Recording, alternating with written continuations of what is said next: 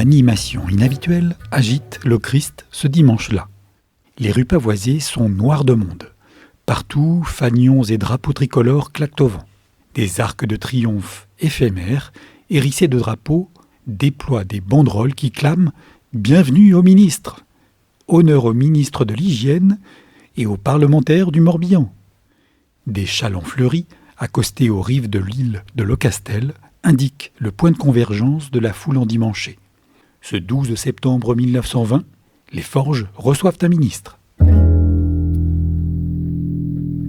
Jules Louis Breton, ministre de l'Hygiène, de l'Assistance et de la Prévoyance sociale, l'équivalent de notre ministre de la Santé, vient solennellement couper le ruban de la cité ouvrière de Langroise et inaugurer le dispensaire des Forges, encore en travaux. C'est la République qui vient saluer les importants investissements industriels réalisés à Le Christ depuis la guerre 14 et célébrer les œuvres sociales en faveur du logement et de la santé des ouvriers.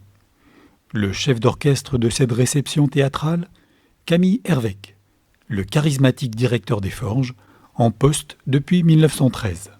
Il est parvenu à rassembler à Le Christ, autour du ministre, son autorité et son entre-gens aidant, un grand nombre de responsables politiques, députés, sénateurs, conseillers généraux, préfets, maires, etc.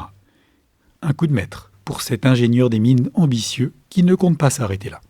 Son indéniable sens du spectacle transforme le rituel républicain en fête populaire.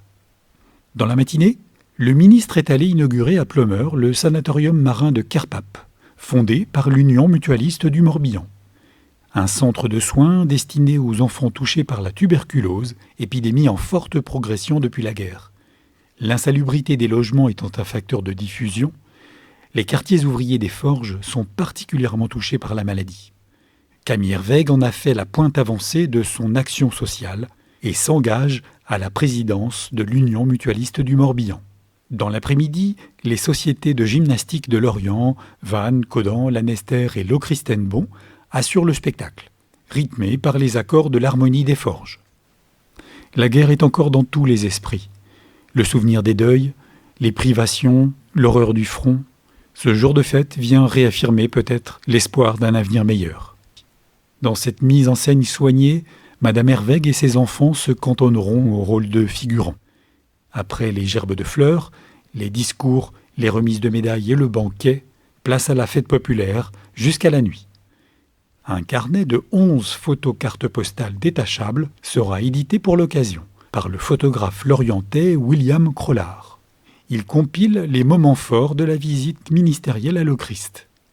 L'image bon marché, largement diffusée, pérennise le cérémonial républicain à travers ses représentants légitimes.